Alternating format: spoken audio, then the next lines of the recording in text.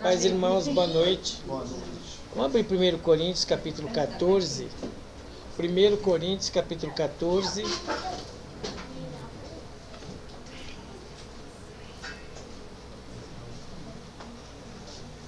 Esse texto já foi lido essa semana aqui na igreja, mas é um texto que me chama bastante atenção, né? É um texto, assim, maravilhoso. É um texto para você sentar, é um texto para você meditar, para você mastigar ele, e ele traz muita solução para a nossa vida quando a gente aprende a praticar esse texto. Então, assim, é um texto muito bom de ler, é um texto decisivo e um texto que a gente precisa sentar e pensar, porque resolve muitas coisas na nossa vida. 1 Coríntios 14, 6, o Paulo está falando sobre dom de língua, sobre profecias, né? E ele está ensinando a igreja, e ao mesmo tempo corrigindo a igreja, para usar os dons da maneira correta, para ter ordem no culto, né? Por exemplo, se você entrar aqui e eu orar o culto inteiro em línguas, você não vai entender o que eu estou falando. Então eu tenho que fazer o culto com palavras inteligíveis, palavras que você vai entender o que eu estou falando. Então, se eu falar só em línguas, a não ser que haja um intérprete, né? Se tiver um intérprete aqui, eu orar 40 minutos em língua, ele vai interpretando, Deus vai dando a revelação. Caso ao contrário, eu vou ser edificado eu mesmo. Eu recebo as coisas de Deus através da oração de línguas, oro no meu espírito, mas você não vai entender nada. Então, por quê? Porque a comunicação não vai dar certo, porque eu estou usando o dom de maneira errada. E o Paulo manda carta de correção falando sobre isso, como é importante você usar os dons da maneira correta, na hora correta, do jeito certo. E ele fala aqui no João, 1 Coríntios 14, 6, agora, porém, irmãos, se eu for ter convosco falando em línguas, em que vos aproveitarei, se não falar por meio de revelação ou da ciência? Então, se eu falar em línguas, você não vai aproveitar nada. Se eu não falar por meio da revelação da palavra ou do conhecimento da ciência, daquilo que eu estudei, daquilo que eu aprendi de Deus através da palavra, então você não vai entender nada. Então, a comunicação é uma coisa muito importante. A comunicação, ela decide muitas coisas na nossa vida, como foi falado na quarta-feira.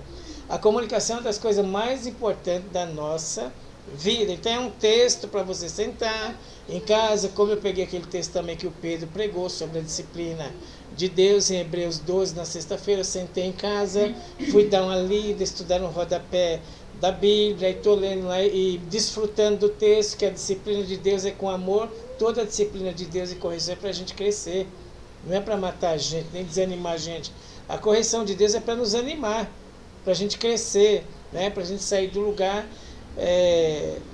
de paralisação, né? Para a gente desenvolver com Deus. E aqui o Paulo fala assim, então, se eu for ter com você só em língua, você não vai entender o que eu estou dizendo se não for por meio da revelação ou da ciência, ou de profecia, ou da doutrina, do ensino bíblico. E é assim que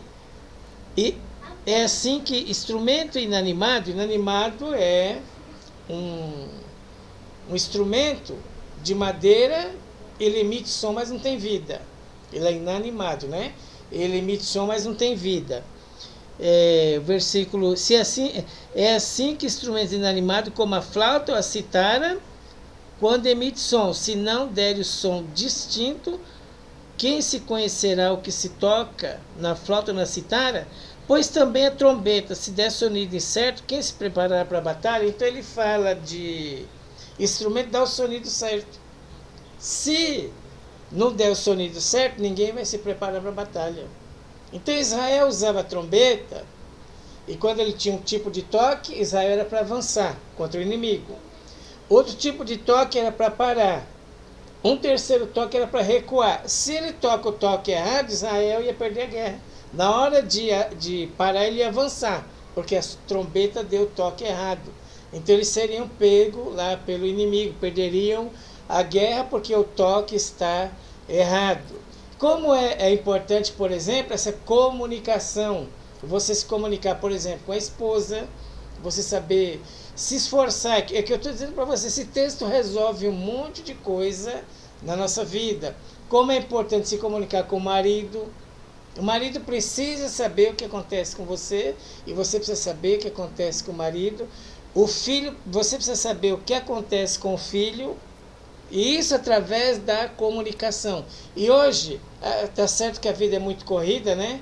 Mas a gente precisa, o Pedro e Sofia, a Sueli e Daniel, hoje nós temos muito recurso na internet também na questão de comunicação com criança. Hoje tem diversos recursos, né?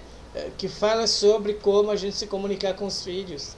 Então, recurso não falta, de vez em quando a gente dá uma olhadinha, aprender uma coisa nova para a gente aprender a se comunicar com os filhos, né? E lá na frente nós vamos dizer assim, meus filhos não dão trabalho.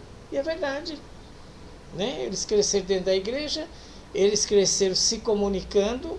Então, precisa ficar bem claro para a esposa o que o marido pensa, precisa ficar bem claro para o marido o que a esposa pensa, tem que ser uma comunicação bem clara. E claro que a gente tem que aprender isso aqui a gente aprende, a gente desenvolve, a gente aprende a se comunicar, né? Em todo setor, o patrão com o empregado, o patrão precisa saber o que o empregado quer. É aquela questão, né? Às vezes você tem uma direção, você não fala. Aí depois acontece, você fala, puxa vida, eu poderia ter falado isso, hein? Teria evitado um monte de coisa. Então, essa comunicação que é para a gente falar, é uma coisa saudável, não é cobrança. É se comunicar para a gente falar, para a gente conversar, assim, o pastor com a ovelha. Em todos os aspectos da vida, essa comunicação cabe. Principalmente dentro da família, se comunicar entre família. Seu filho precisa saber o que você está pensando. Se comunicar com ele, dar a palavra.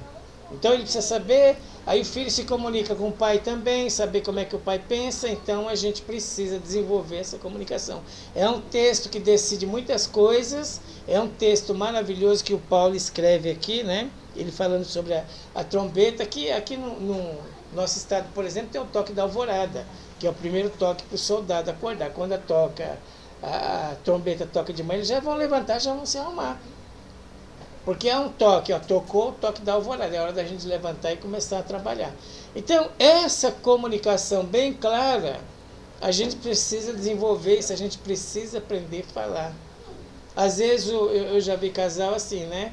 E eu também já fui assim. Aí eu pensei que você sabia, como se a pessoa tivesse uma bola de cristal para adivinhar o que eu estou pensando. E a vida não é assim, não é eu pensei que você sabia, não funciona. Nós temos que conversar, nós temos que desenvolver essa comunicação em amor, tranquilo, de boa, sossegado, não é briga, é se comunicar, né? E às vezes o patrão não entende o que o empregado está falando, o empregado não entende o que o patrão está falando, então precisa uma comunicação bem clarinha, a gente precisa aprender isso, a gente precisa aprender a treinar isso. E aí o Pedro e a Sofia, né, e a Valentina têm que entender o que está acontecendo. Eles têm que entender o que está acontecendo através da nossa comunicação. Precisamos aprender a se comunicar. Então, esse texto é um texto da gente sentar. Eu ouvi ele na quarta-feira, já gostava dele, sempre gostei dele, já preguei ele algumas vezes. Aí eu sentei na quarta-feira e falei, meu Deus, como isso é importante você aprender a falar, você aprender a se comunicar. Não é se fechar, ficar calado. Não resolve nada, a coisa piora. Então nós temos que aprender a se comunicar, né? Como o Paulo fala aqui, ó, o versículo 7.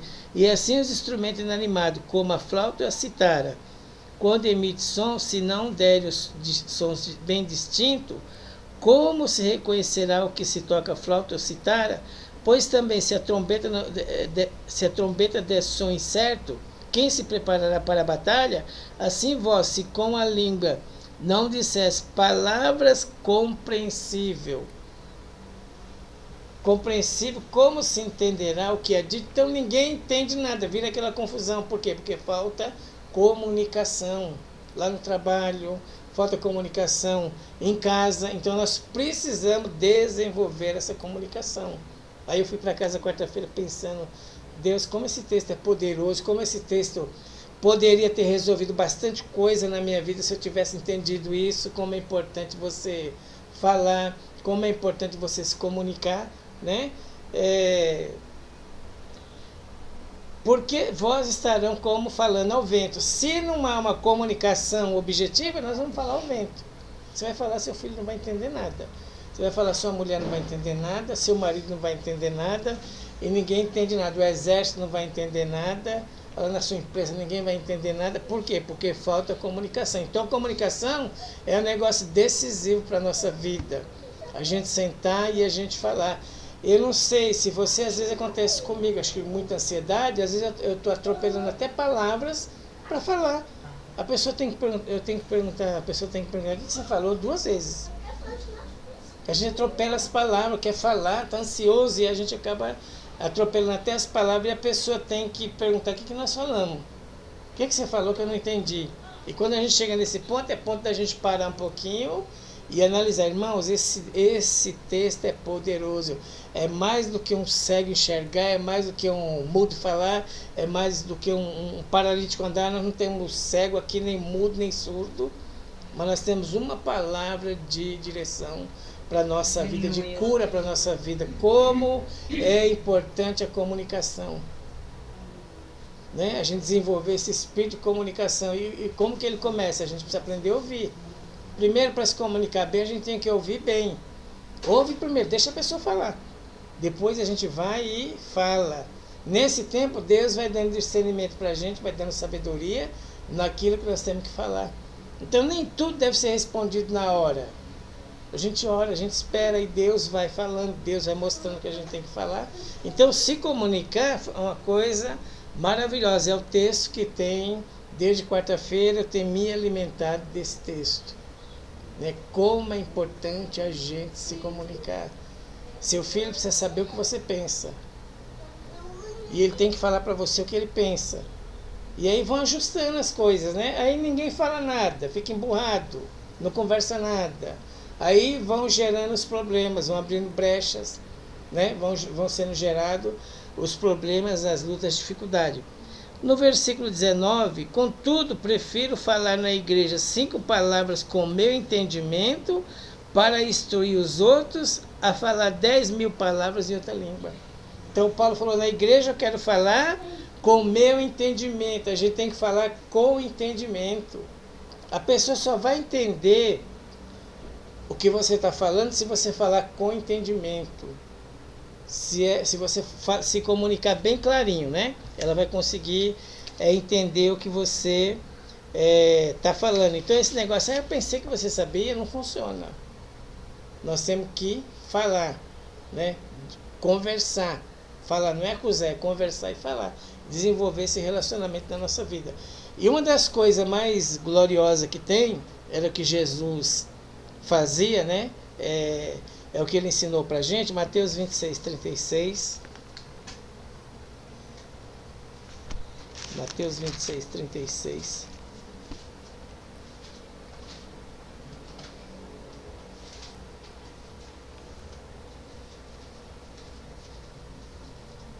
E nós estamos falando de um homem, de uma vida espiritual vitoriosa que era Jesus, né? Uma vida espiritual vitoriosa. E ele chama os discípulos, ele quer ensinar algumas coisas da vida para os discípulos. Então ele fala aqui, 36, Jesus no Getsêmani, em seguida foi Jesus com eles a um lugar chamado Getsêmani, e disse aos seus discípulos, assentai-vos aqui enquanto eu vou ali orar. Então ele chama os discípulos e ele quer ensinar uma coisa interessante para os discípulos, né? É um homem de vida espiritual vitoriosa, dedicado à oração e era dedicado em estar em comunhão com Deus. Então ele chama eles para o jardim e ele quer ensinar uma coisa interessante. Assentai-vos aqui enquanto eu vou ali orar. Levando consigo a Pedro e os 2 filhos de Zebedeu, começou a entristecer-se. Então Jesus, ele levou eles para o jardim, levou os 3, ensinou para eles assim, quando a gente está sob pressão, nós temos que orar. Quando a gente estiver sob pressão, eu vou morrer daqui a pouco. Então vamos para o monte orar comigo. E Jesus, ele começou a se entristecer. Teve um tempo da vida que eu pensei que eu era crente, eu não podia ficar triste. E quando eu descobri isso, foi maravilhoso, porque eu descobri que eu posso ficar triste e eu posso chorar. Diz lá no mundo que as lágrimas lavam a alma, né? Depois que a gente chora, a gente fica um pouco aliviado. Tem situação que a gente vai para o quarto e você chora e a gente fica aliviado. Então eu pensei que crente não podia nem ficar triste, nem chorar. E crente pode ficar triste e crente pode chorar também, porque o próprio Jesus ficou triste. E ele chamou lá os discípulos, vamos lá comigo pro jardim, eu vou ensinar para vocês que crente fica triste também, que crente chora. Crente não é o super poderoso, crente vive na graça de Deus. Crente vive pela misericórdia de Deus, é pela graça, né? Aí o 37, sentai-vos aqui enquanto eu vou ali orar, levando consigo Pedro e os 2 filhos de Zebedeu, começou a entristecer-se e a angustiar-se. Então tem momento que você fica triste e você se angustia, como o seu mestre também. Mas qual é o segredo? Ir para o jardim, ir para o monte, orar e buscar Deus. Jesus falou, vou ensinar um segredo para você. Quando você estiver bem triste, quando você estiver angustiado, vai para o quarto. Vai orar. Isso vai passar. Deus vai dar um jeito. Deus vai mostrar um caminho. E começou a entristecer-se e angustiar-se. Então disse, a minha alma está profundamente triste até a morte. Depressão. Tem período na vida da gente que a gente passa por uma pequena depressão. E a gente entra no quarto, eu não sabia que não podia entrar no quarto. Pode entrar no quarto, você pode ficar triste, você pode chorar. Chora, dá um desconto para você e dá um direito para você. Chora o tempo que você tem que chorar, depois você sai. Porque senão você não aguenta dar de super crente. Você não aguenta dar de super homem. Eu conheci uma pessoa e ela começou a frequentar a igreja, estava fazendo de tudo na igreja.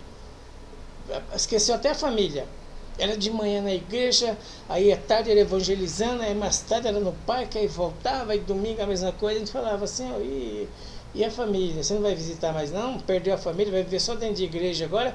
E era igreja, eu estou na igreja, vamos no cinema não, eu vou para a igreja, era igreja, e eu olhando para aquilo, isso não vai durar muito tempo não.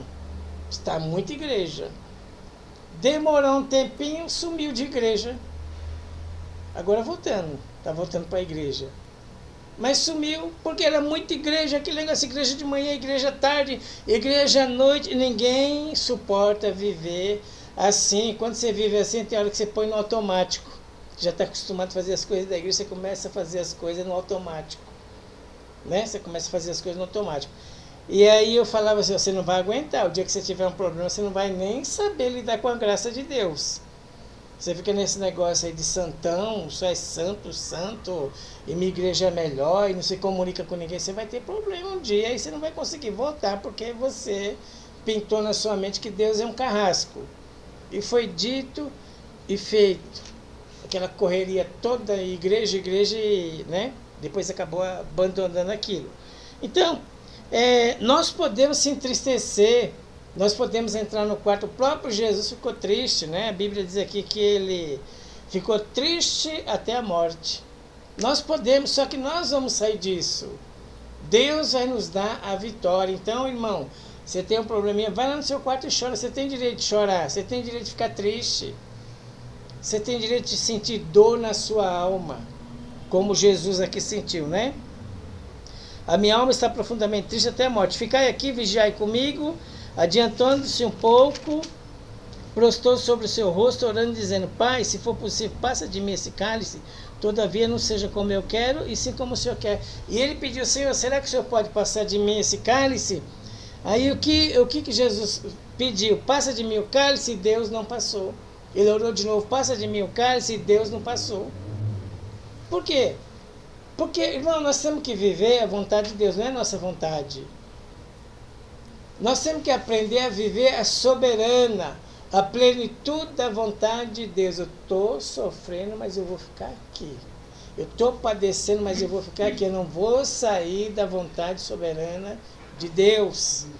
Eu vou ficar aqui. Eu estou sofrendo, mas eu vou ficar aqui. Passa de mim esse cálice. Não dá. Senhor, eu estou doente, já orei 3 vezes, o Senhor não passa de mim. Você vai aprender a viver a minha vontade soberana. Você vai aprender a depender de mim totalmente. Você vai aprender a depender de Deus totalmente através desse sofrimento, dessa prova, dessa dificuldade. Deus não passa.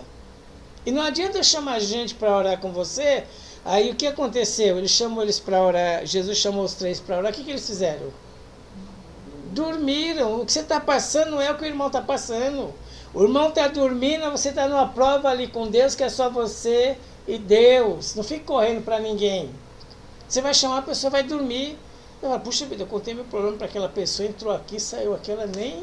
Mas não é o problema dela, o negócio é Deus e você e Deus. Tem momento que é Deus, você e Deus. Passa de mim esse cálice, Deus não passa, fala, não, você vai aprender a viver a minha vontade soberana. Não é sua vontade é outra, mas a minha é essa aqui. E Deus não passa o cálice, deixa a gente experimentar aquilo. E é claro que saem daquilo para melhor. Saem daquilo por temor de Deus, para a gente respeitar a Deus. Então Deus faz um tipo de uma obra tão poderosa dentro de nós, uma revolução tão maravilhosa, tão gloriosa, e isso vai criando temor de Deus no nosso coração. Mas é bom escolher sempre a vontade soberana de Deus.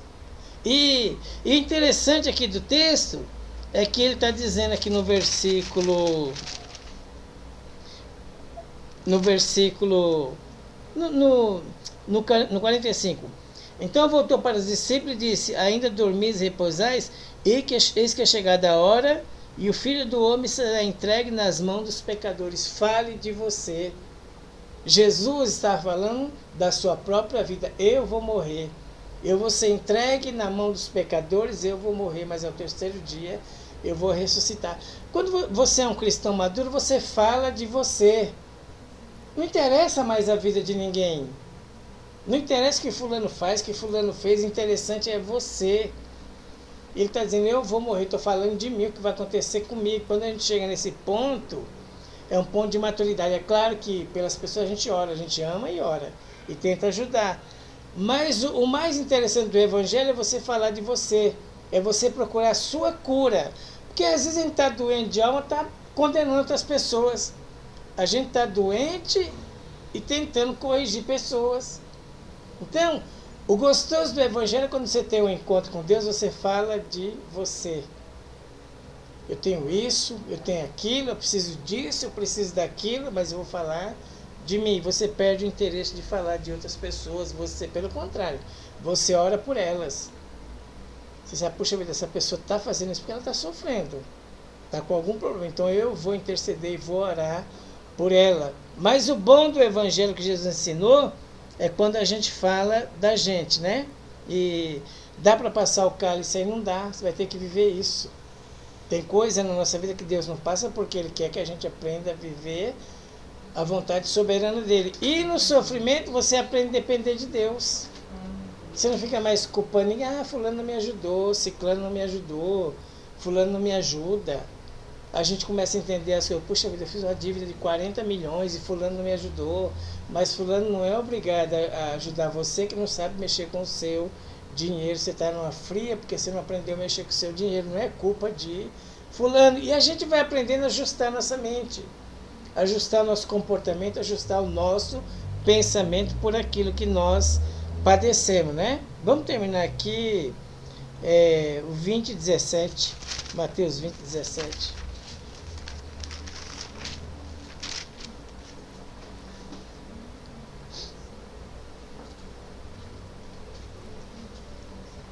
O 20:17. Estando Jesus para subir para Jerusalém, chamou à parte os 12, em caminho lhes disse: Eis que subimos para Jerusalém, e o Filho do Homem será entregue aos principais dos sacerdotes e escribas, e eles o condenarão à morte, o entregarão aos gentios, e será escarnecido, açoitado, crucificado, e ao terceiro dia ressurgirá. Então Jesus está ensinando aos discípulos, vem cá que eu vou ensinar você, estou falando de mim. Você tem que procurar ajuda. Você procura ajuda depois. Buscar primeiro o reino de Deus e a sua justiça, e as outras coisas Deus vai acrescentando. Você procura ajuda, você procura cura para a sua alma.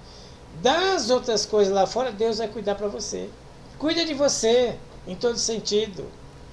Cuida de você, cuida do seu corpo, cuida da sua mente, cuida do seu pensamento. Das outras coisas, Deus vai acrescentando.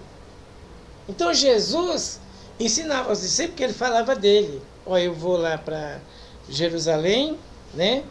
Você entrega aos principais sacerdotes, aos escribas, eles vão me condenar à morte, vão me entregar aos gentios, eu vou ser escarnecido, vou ser açoitado, vou ser crucificado, mas ao terceiro dia eu vou ressuscitar.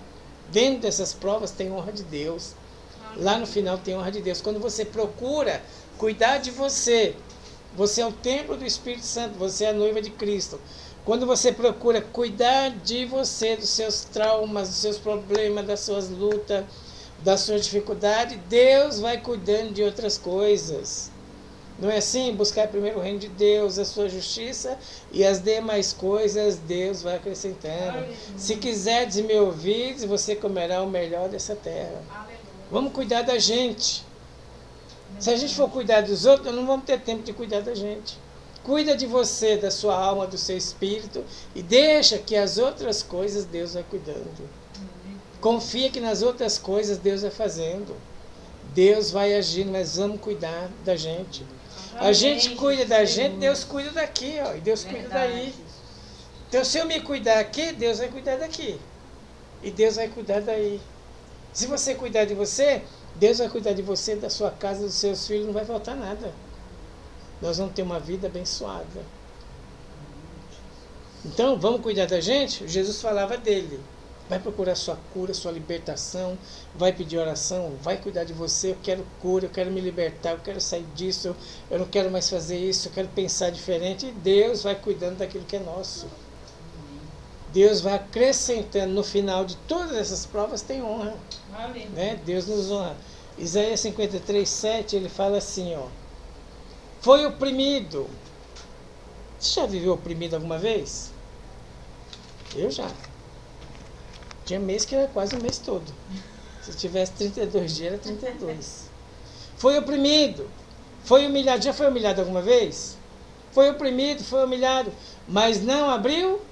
Para de reclamar, aceita a humilhação, aceita o jeito que você está sendo oprimido. Glória a Deus, louvado seja Deus. Eu oro, não passa, eu oro, não sai, eu oro, não vai. Glória a Deus, louvado seja Deus. Só não abra a sua boca, não comece a reclamar, não comece a murmurar, porque o que destruiu o povo lá no deserto foi a reclamação e a murmuração, e milagre não faltou. Eu estou com sede, vou tirar água da rocha para vocês, a água sai dentro da pedra. Eu estou com fome, vou abrir o céu, vou jogar maná para vocês, vir maná do céu. Não faltou milagres, e mesmo assim o povo continuou reclamando, o povo continua murmurando.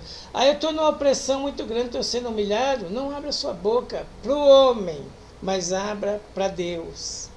Nós temos que adquirir essa maturidade espiritual. Nem tudo a gente fala para os outros. As nossas lutas, as nossas dúvidas, os nossos problemas, os nossos dilemas, nem tudo a gente fala para os outros. Tem coisa que a gente guarda e a gente fala para Deus. Estou sendo oprimido, estou sendo humilhado, mas eu não vou abrir a minha boca. Eu vou lá para o quarto e eu vou falar para Deus. Quando eu sair de lá, Deus vai me honrar publicamente. Aleluia. Eu converso com Ele em secreto, mas Ele vai me honrar publicamente.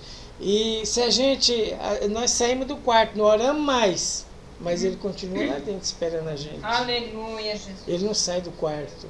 Nós saímos, nós nunca mais entramos, nunca mais oramos, mas Ele continua lá no quarto esperando a gente. O lugar de encontrar Ele é lá no quarto. Amém.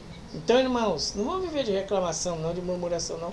Vamos orar mais, 2 minutinhos. Senhor, por favor, não deixa eu reclamar hoje não deixa eu murmurar não, Espírito Santo.